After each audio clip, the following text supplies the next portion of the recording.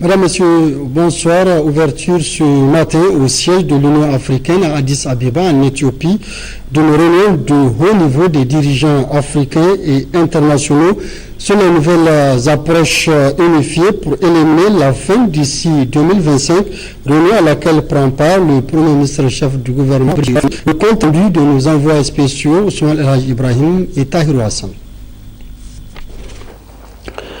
Organisé conjointement par l'Union africaine, l'Organisation des Nations Unies pour l'alimentation et l'agriculture, FAO, l'Institut Lula de l'ancien président brésilien Lula et le nouveau partenariat pour le développement de l'Afrique NEPAD, cette réunion du haut niveau sur les nouvelles approches unifiées pour éliminer la faim en Afrique d'ici 2025, à laquelle participe une forte délégation du Niger conduite par le Premier ministre Brigitte Raffini, vise essentiellement à mobiliser la volonté politique, le leadership et l'engagement des dirigeants africains et internationaux autour des politiques et programmes destinés à éliminer la faim.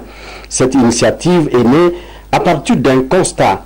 En effet, les dirigeants africains se sont rendus compte qu'en dépit des progrès significatifs enregistrés par le continent ces dernières années, il y a encore 239 millions de personnes malnutries en Afrique, soit près d'un quart de la population du continent.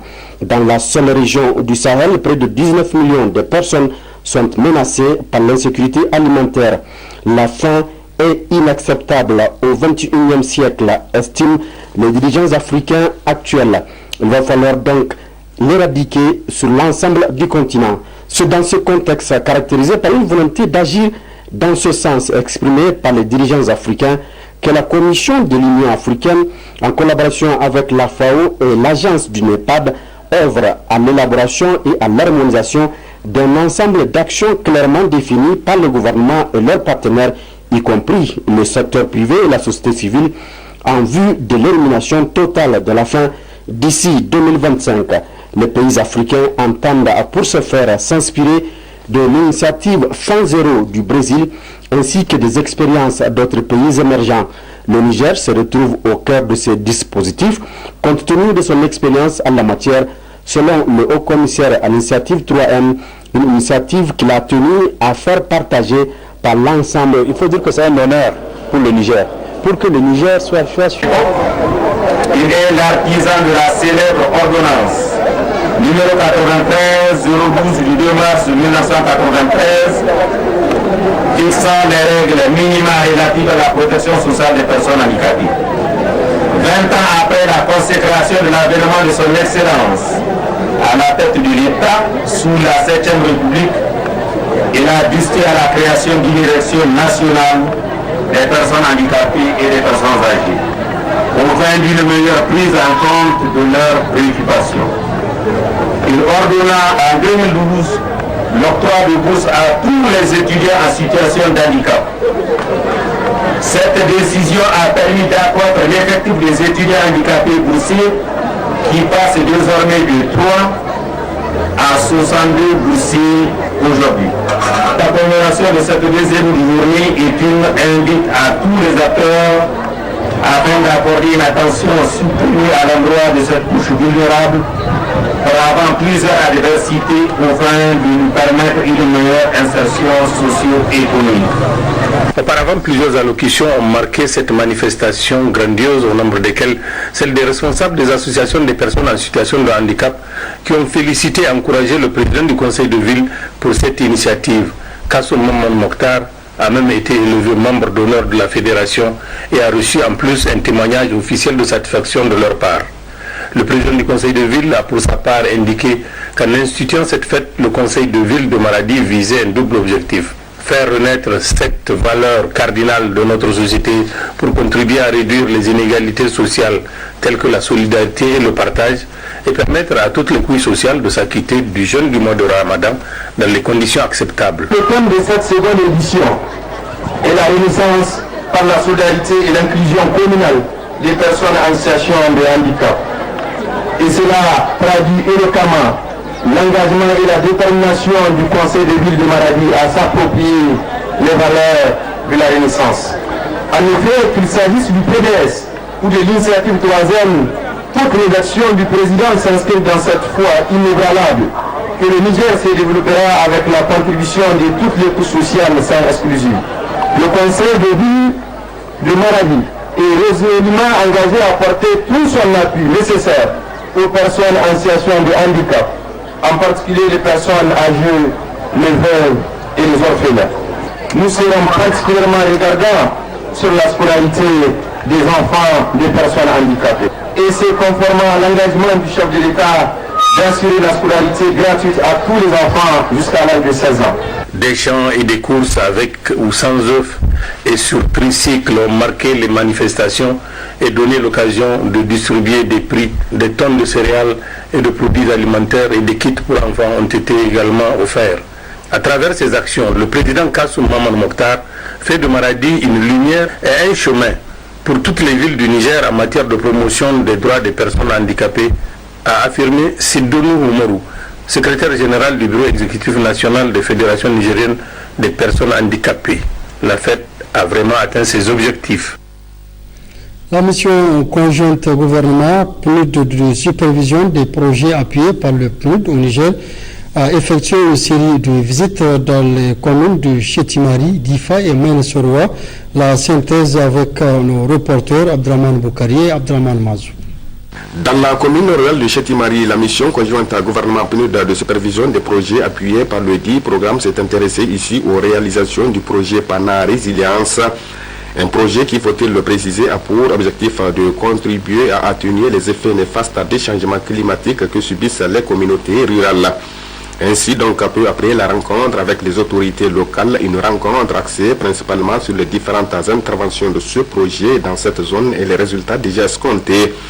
La mission conduite par le représentant du PNUD, coordonnateur du système des Nations Unies au Niger, M. Fodé Ndiaye, qui était en compagnie du gouverneur de la région de Difa, le colonel-major Mohamed Fodé Kamara, de la représentante du ministère du Plan, de l'aménagement du territoire et du développement communautaire, Madame Haoukoy Sadi, et des autres membres de la délégation, s'est rendue d'abord au niveau du site de recasement de Chétimari, où elle a assisté à une opération de distribution des semences initiée par le projet PANA Résilience.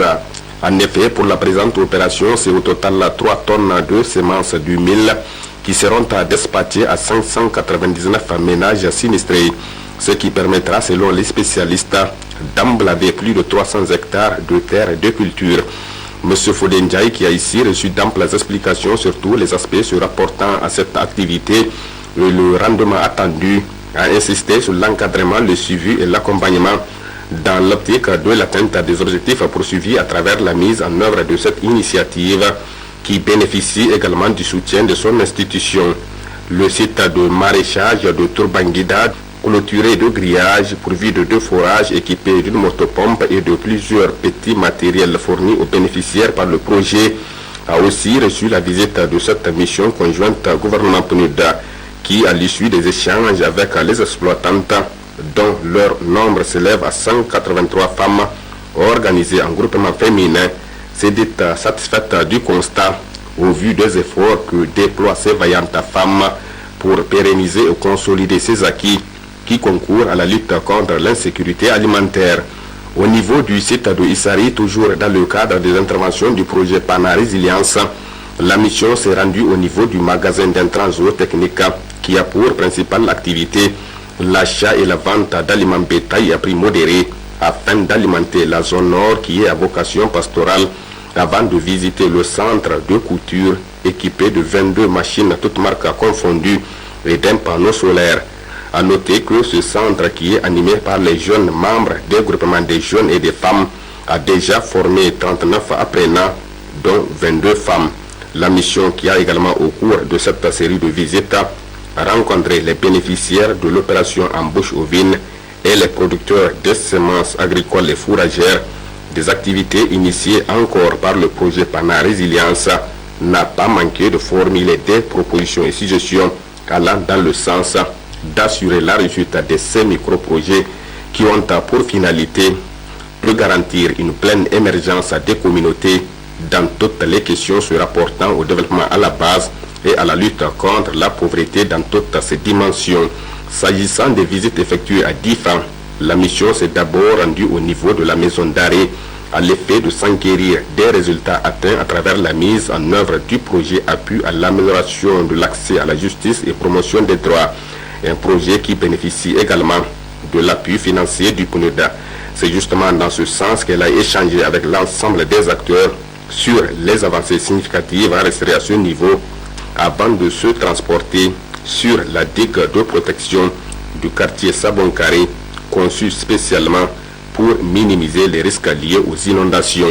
Signalons qu'auparavant, le représentant résident du PNUD au Niger, M. Fodé Ndiaye, s'est rendu dans la commune urbaine de Maïnesoroa où il a visité les réalisations du projet lutte contre l'ensablement des cuvettes oisiennes, celle du programme de microfinancement du Fonds pour l'environnement mondial et celle du projet appui à l'accélération de l'atteinte des OMD du secteur santé, ce qui du reste a permis à la mission d'apprécier le niveau de mise en œuvre de ces projets, mesurer les contraintes, mais aussi et surtout rappeler aux bénéficiaires le rôle qu'ils doivent jouer pour assurer la réussite de ces programmes auxquels le PNUD attache du prix. Notons enfin qu'en marge de toutes ces visites, à Difa tout comme à Maïnesoroa, le représentant résident du PNUD au Niger, M. Fodé Ndiaye, a rendu une visite de courtoisie aux autorités coutumières de ces localités respectives pour d'abord échanger des interventions du PNUD et ensuite dérouler l'objet de son déplacement. Ouverture à Zender de la 4e réunion du comité de pilotage du projet de lutte contre l'ensablement des cuvettes oisiennes PLECO dans les départements de Kouré et Maïnesoroa, compte rendu Jamila Amadou et Faji Boukar. Les questions environnementales demeurent une préoccupation permanente pour les pouvoirs publics. C'est pour répondre à cette préoccupation que les acteurs en la matière se sont retrouvés sur une même table dans le but d'échanger et trouver des solutions afin de protéger l'intégrité des écosystèmes de cuvettes et améliorer aussi la productivité agro-silvopastorale. C'est aussi l'objectif fixé par le projet de lutte contre l'ensablement des cuvettes oisiennes PLECO à travers la fixation mécanique et biologique, l'installation et la redynamisation des comités locaux de gestion des ressources naturelles, l'élaboration diagnostic technique des communes d'intervention et des plans d'action locaux pour la gestion des dunes et des terres au niveau des sites stratégiques. Dans son mot de bienvenue, le secrétaire général adjoint de la région de Zender devait indiquer que les autorités de la 7e République, au premier rang desquelles son Excellence Issoufou Mahamadou, président de la République, chef de l'État, a inscrit la restauration et la protection de l'environnement en bonne place dans le programme de renaissance du Niger.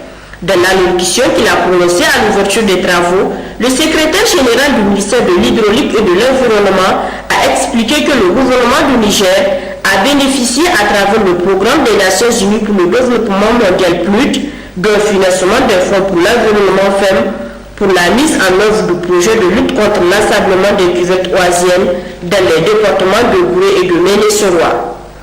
Malgré les importants efforts déployés, les phénomènes de dégradation des terres et d'ensablement prennent aujourd'hui des dimensions d'un véritable fléau pesant sur le développement socio-économique du pays, devait ajouter Garbabawa. C'est pour apporter une réponse appropriée à cette situation que le ministère de l'Hydraulique et de l'Environnement se propose d'organiser un forum sur la lutte contre l'ensablement qui vise entre autres informer et sensibiliser l'opinion nationale et internationale sur la problématique de l'ensablement, partager les expériences nationales et celles d'autres pays dans le domaine de la lutte contre l'ensablement et faire un plaidoyer auprès des partenaires de coopération en vue de la mobilisation des ressources conséquentes pour le financement de la lutte contre l'ensablement au Niger, a déclaré le secrétaire général du ministère de l'Hydraulique et de l'Environnement.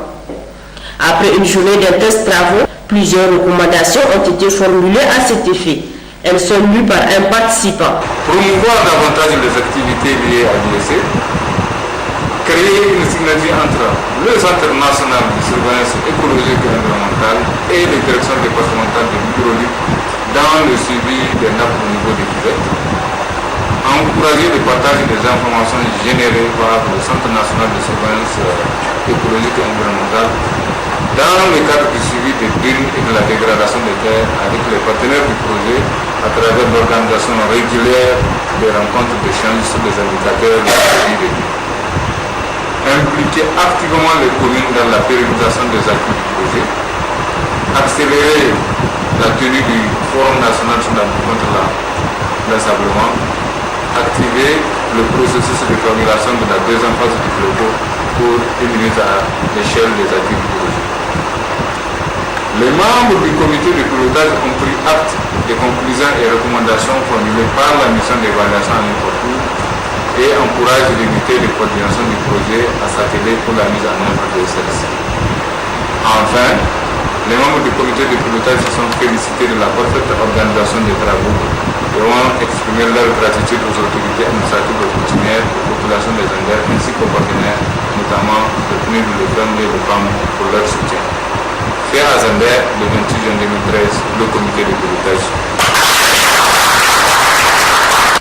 Il faut également noter qu'en marge de cette réunion, le secrétaire général du ministère de l'Hydraulique et de l'Environnement a mis à profit son séjour pour visiter la direction régionale de l'environnement. Première étape de sa visite, Garba Bawa a reçu les honneurs qui lui ont été rendus par les agents de la direction. À ce niveau, d'amples explications sur le fonctionnement de la direction lui ont été fournies. Il a à son tour expliqué que le ministère de l'Hydraulique et de l'Environnement est à peu d'œuvre en ce qui concerne sa contribution pour la bonne marche de cette direction. Au niveau de la direction régionale de l'hydraulique, la gestion des ressources en eau a été largement abordée par les uns et les autres à travers notamment la réalisation de plusieurs ouvrages hydrauliques afin de garantir aux populations nigériennes une eau en quantité et en qualité.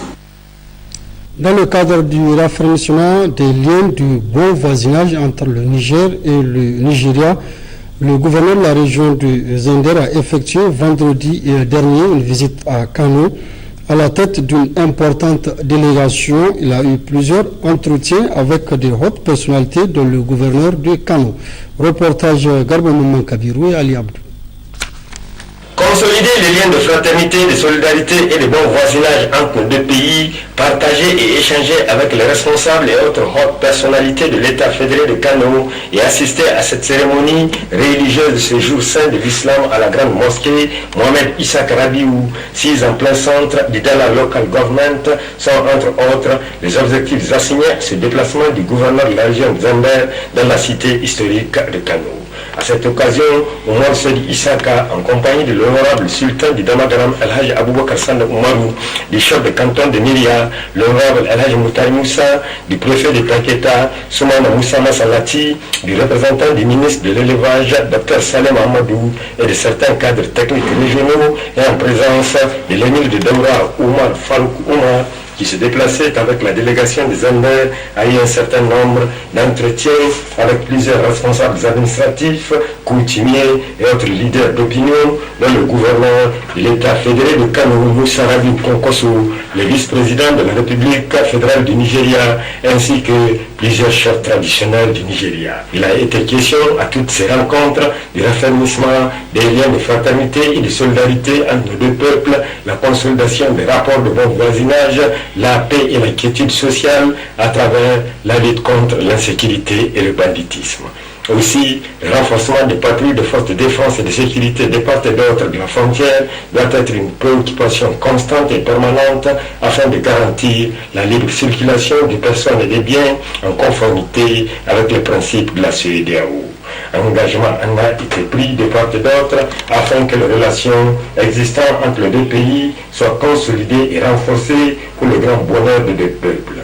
Le gouverneur de la région de Zender a également assisté à la prière du vendredi à la mosquée Issa Rabiou, où l'on notait la présence de plusieurs milliers de fidèles.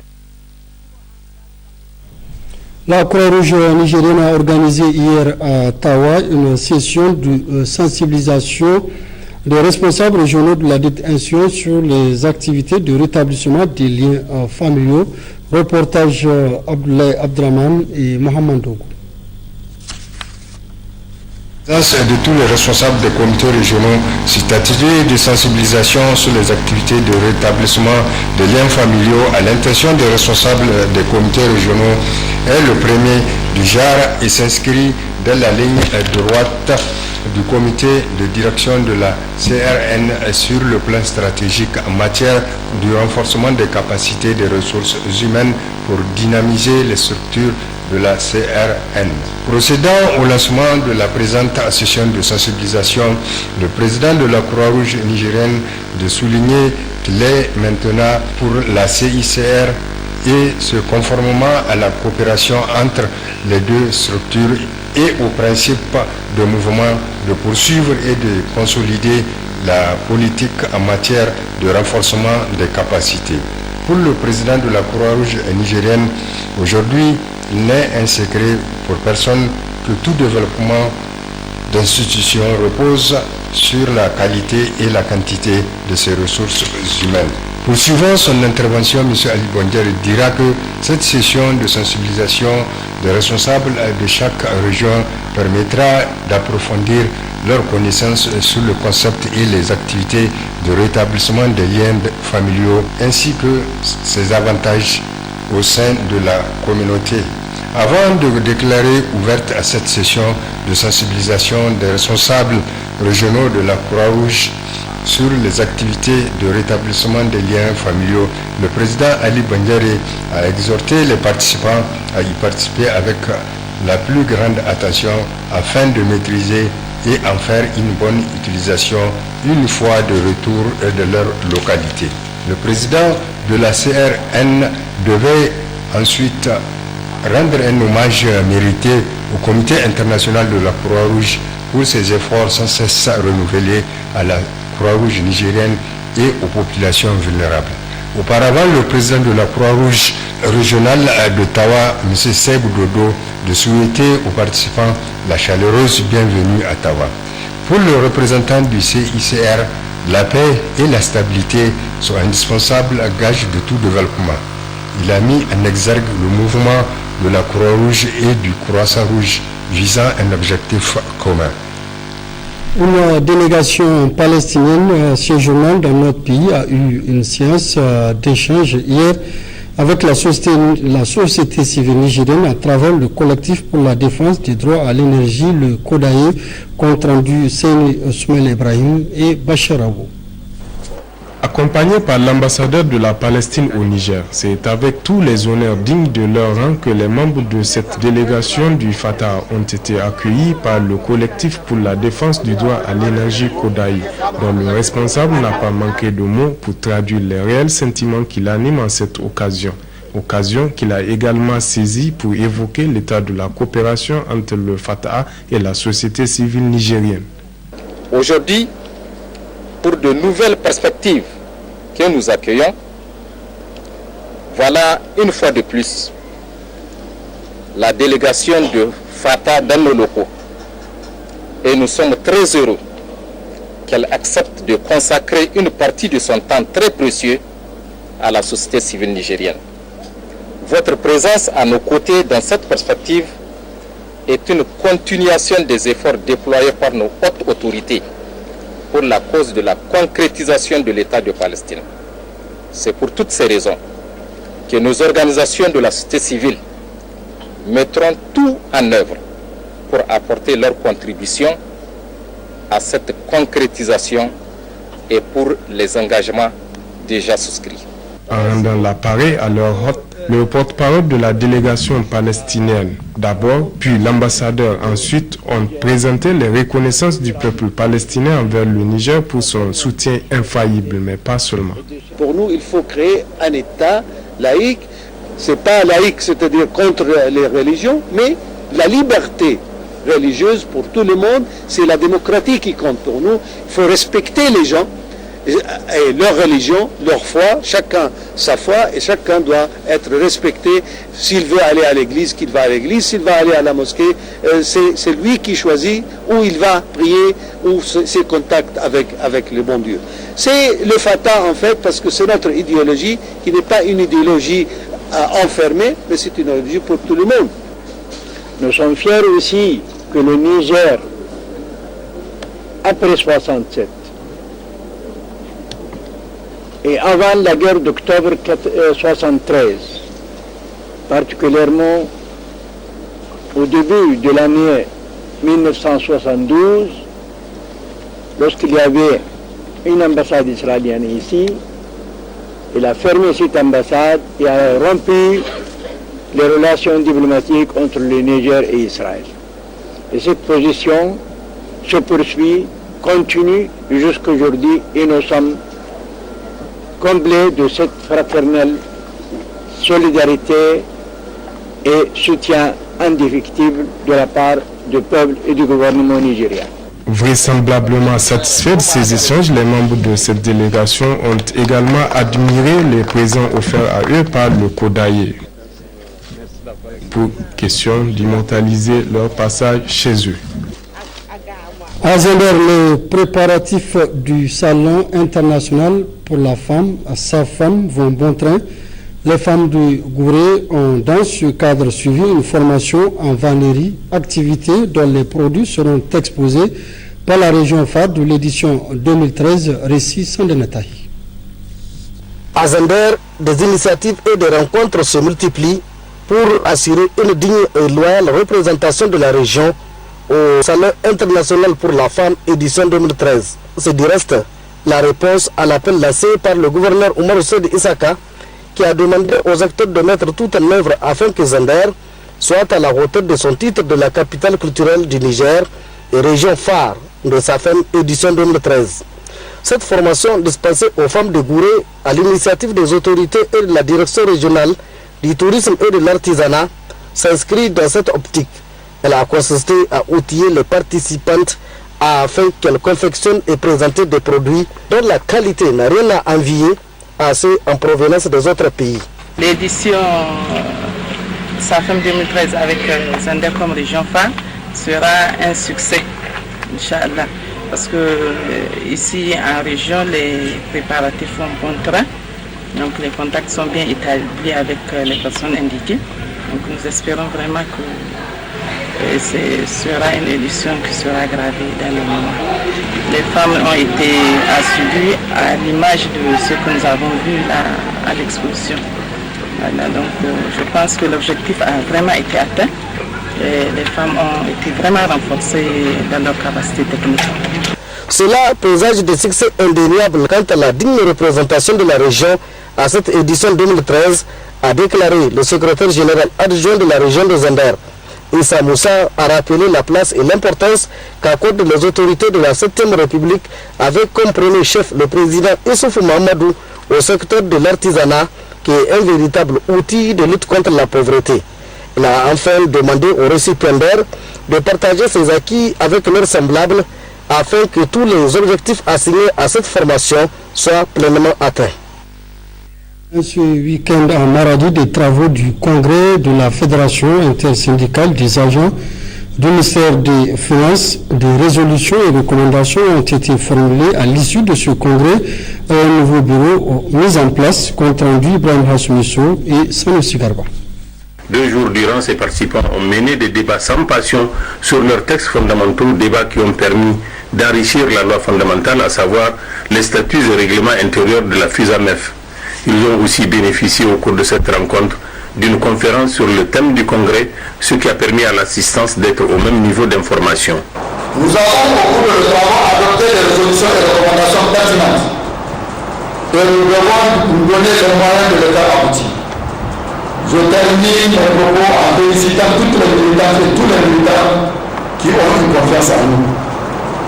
Je remercie aussi les autorités régionales, la presse, les conférenciers, les invités qui nous ont permis de mener à bien ces assises. Le congrès statutaire de la FUSAMEF tenu en Maradi de Versailles et depuis juin exige du ministère des Finances l'adoption sans délai de statuts particuliers pour chacune des administrations. Considérant l'adoption par le gouvernement des régimes indemnitaires comportant à son sein une prime dite de service public, considérant que les agents du ministère des Finances ont été délibérément exclus du bénéfice de cet avantage, pourtant statutaire, le congrès de la FUSAMEF tenu en Maradi le 27 et 28 juin 2013 exige du gouvernement l'octroi de cette indemnité à tous les agents du ministère des Finances. Engage le bureau d'exécutif fédéral de la FUSAMEF à tout mettre en œuvre pour l'obtention de cet avantage. On Comme vous le disiez, à l'issue des travaux, un nouveau bureau a été mis en place avec un nouveau cahier de charges. Ainsi, le bureau exécutif fédéral FISAMEF 2013-2016 se compose de 17 membres au lieu de 13 et l'Assemblée générale est transformée en congrès comme pour fonctionner sous forme de centrale syndicale. 45% de l'ancien bureau, dont le secrétaire général, ont été reconduits.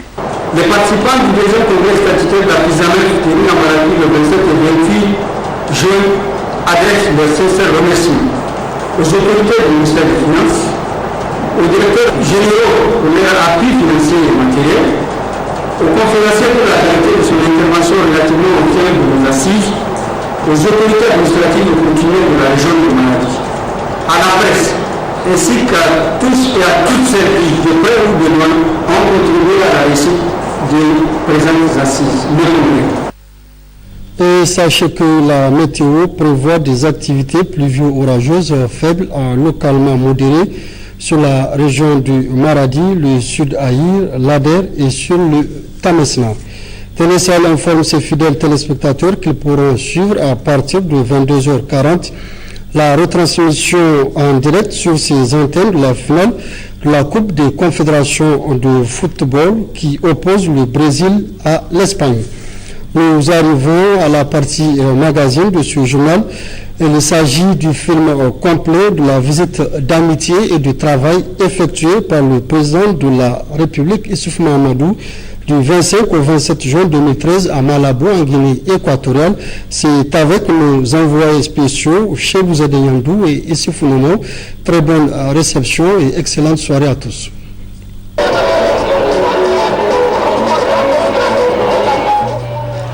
Mardi 25 juin au soir, arrivé à Malabo du président de la République Issoufou Mahamadou.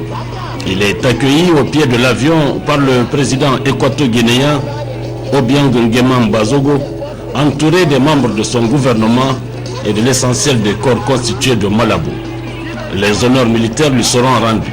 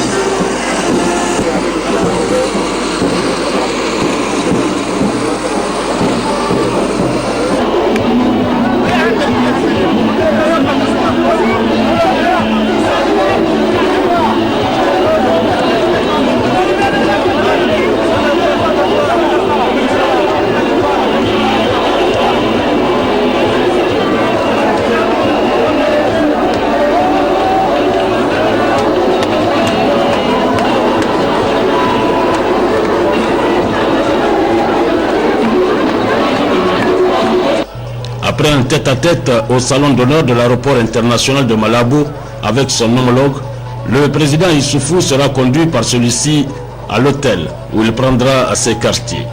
Quelques heures après, il tiendra à rencontrer la communauté nigérienne en Guinée équatoriale. Après les mots de bienvenue prononcés par l'un des doyens de cette communauté et une brève allocution de la jeunesse, le président de la République, comme il l'a fait auparavant à Yaoundé, a entretenu en langue nationale nos compatriotes de la vie de la nation sans démagogie et dans un langage de vérité. Il a rappelé aux Nigériens de Guinée équatoriale toutes les promesses électorales qu'il avait faites avant son accession au pouvoir d'État et qu'il est en train de réaliser pour le bien-être du plus grand nombre de ses concitoyens. Cependant, a tenu à dire le président de la République, des efforts continus et soutenus sont encore à consentir, et cela avec l'implication de tous les Nigériens, du dedans comme du dehors. L'occasion pour le président de la République d'appeler à une prise de conscience réelle, travailler, toujours travailler avec honnêteté et persévérance. C'est à ce prix seulement, a-t-il dit, qu'un développement durable est possible. Il a enfin attiré l'attention de nos compatriotes sur les menaces sécuritaires dans la bande sahélo-saharienne et les a invités à observer en tout temps et en tout lieu un comportement exemplaire. En fin de matinée, le président de la République a effectué une série de visites sur des sites industriels aux alentours de Malabo et à Bata, la deuxième ville du pays. La première visite a conduit le président Issoufou Mahamadou au terminal du port de Malabo qui abrite un gigantesque complexe industriel nommé Punta Europa qui a plusieurs composantes dont une usine de production d'électricité d'une capacité totale de 154 MW, une autre de production de gaz naturel liquéfié et de méthanol, une autre encore de traitement des produits pétroliers, environ 200 000 barils jour. Ce complexe assure l'approvisionnement en gaz domestique et en électricité au niveau local. Accueilli par les responsables du complexe, l'un des plus importants d'Afrique, le président de la République a reçu des éclairages précis sur cette structure et s'est dit très impressionné et intéressé, surtout à titre d'exemple à suivre au Niger, qui a fait récemment son entrée dans le cercle des pays producteurs et exportateurs de pétrole et de ses dérivés. La deuxième visite, le président de la République l'a effectuée à Bata, deuxième ville de Guinée équatoriale, qui regorge d'importantes ressources halieutiques, touristiques, mais surtout d'infrastructures techniques et utilitaires, à l'image du bord de mer qui dispose d'une magnifique corniche qui pourrait inspirer les concepteurs de la future corniche de Gamkale au Niger dans le cadre du projet Niamey-Niala.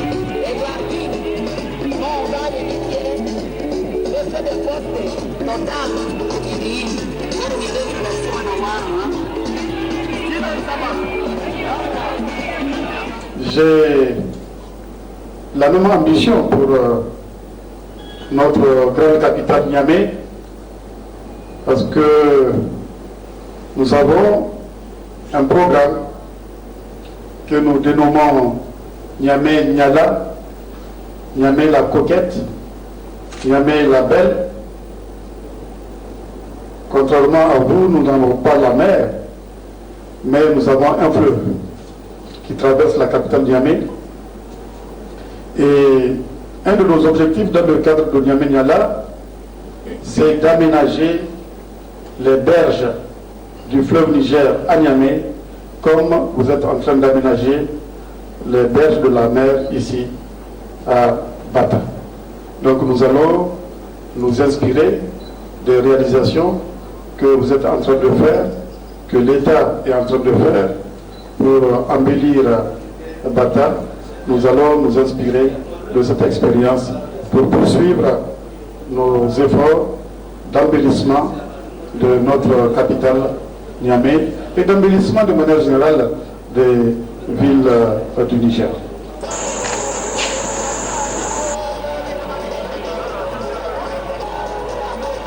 Un entretien en tête-à-tête entre les présidents nigériens et équato-guinéens devait se dérouler le mercredi soir, suivi d'un dîner officiel en l'honneur de la délégation nigérienne. Jeudi matin, un toast va clôturer ce dîner.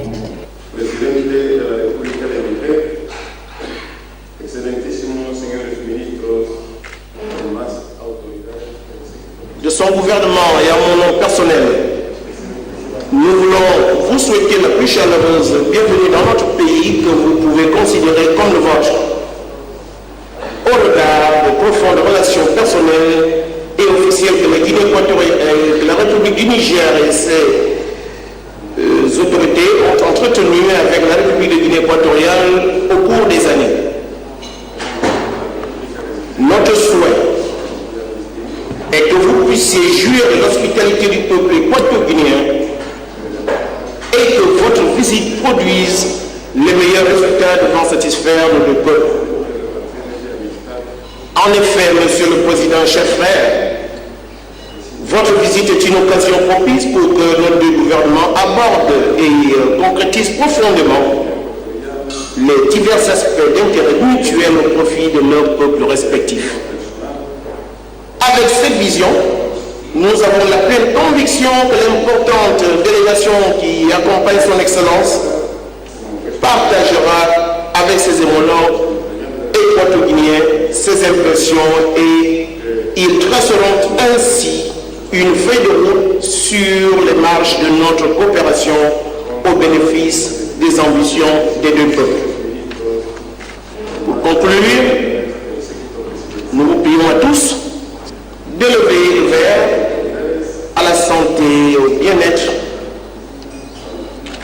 du président Mamadou Issoufou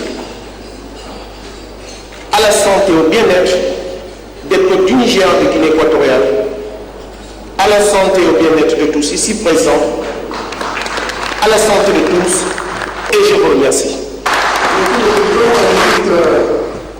Dans votre pays est celle d'un frère qui rend visite à un autre frère, je dirais d'un petit frère qui rend visite à son grand frère.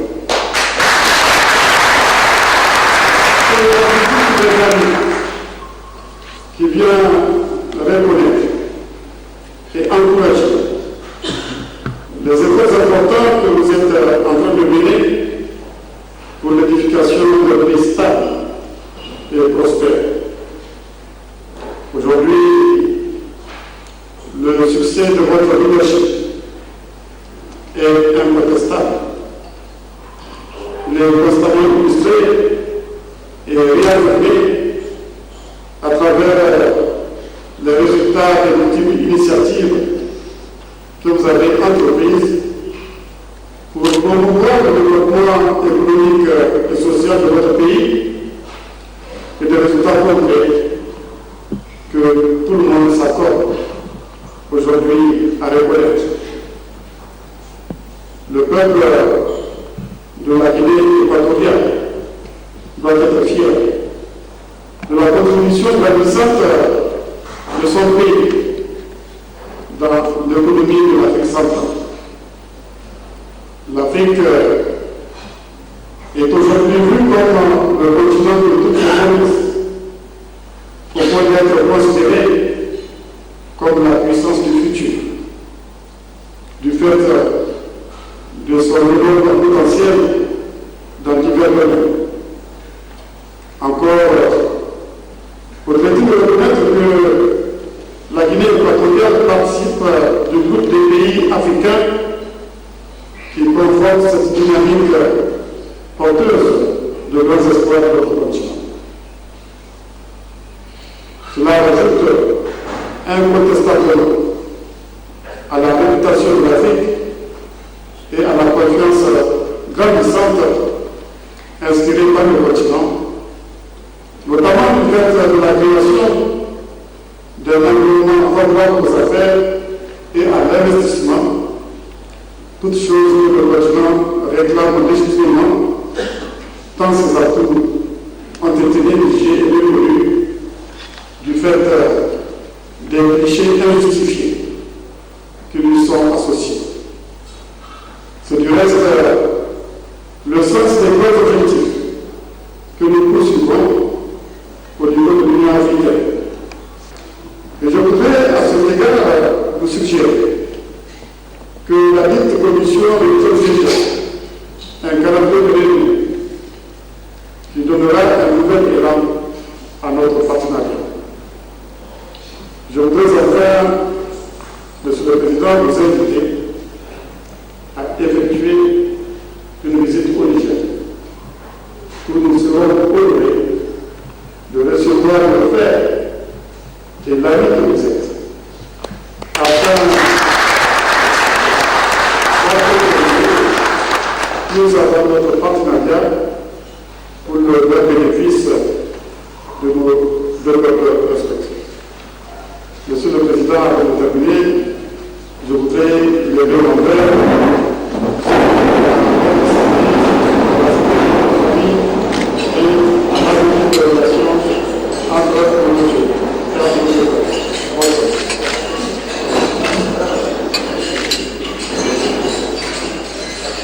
una cooperación más activa y seria entre la República. Jeudi matin 27 juin, une séance de travail entre délégations nigériennes et équato-guinéennes. L'heure du départ a sonné. À l'aéroport de Malabo, un communiqué conjoint va clôturer la visite. Il est lu par le ministre d'État aux Affaires étrangères par intérim, M. Abdoulabou. Concernant les relations bilatérales, les deux chefs d'État ont réitéré leur engagement à mettre en œuvre la coopération entre le Niger et la Guinée équatoriale dans les secteurs d'intérêt commun tels que le commerce, l'aviation et le transport aérien, l'énergie, les mines et pétrole, la culture et le tourisme, l'agriculture et l'élevage, les infrastructures, l'environnement, l'éducation, la santé et la sécurité. Dans ce contexte, les deux chefs d'État ont instruit les ministres en charge des affaires étrangères des deux pays à se concerter sur une date pour la tenue de la première session de la grande commission mixte de coopération entre les deux pays. Son Excellence, M. Issoufou Mahamadou, a adressé une invitation à son Excellence Obiang Nguema Mbazogo pour effectuer une visite au Niger qui marquerait le nouvel élan de la coopération privilégiée entre les deux pays et les deux peuples frères. Le président Obiang Nguema Mbazogo a accepté avec plaisir cette invitation dont la date sera communiquée par voie diplomatique. Avec l'autorisation de deux. Les présidents Issoufou et Obiang Nguema Mbazogo vont ensuite se prêter volontiers aux questions de la presse. Avec le président, nous avons beaucoup échangé sur les questions de sécurité, non seulement au Sahel, mais sur l'ensemble de notre continent. Avec le président, nous sommes conscients du fait que nous devons travailler en Afrique, dans tous les pays, à mutualiser les moyens et surtout à mettre l'accent sur, et d'ailleurs cela apparaît clairement dans le communiqué conjoint qui nous a été lu, nous voulons mettre surtout l'accent sur le triptyque sécurité, démocratie et développement. Et nous devons agir de concert. Nous devons agir unis, parce que déjà, et individuellement nous sommes faibles.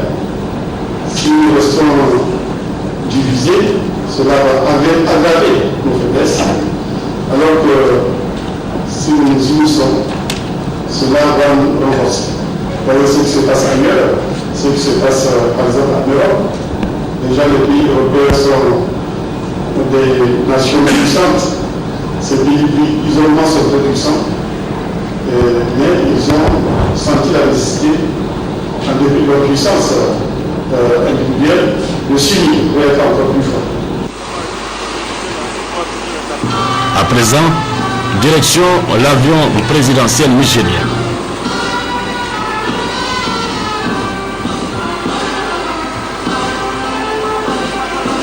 Au sein d'une visite de 48 heures, fructueuse et instructive à tous égards.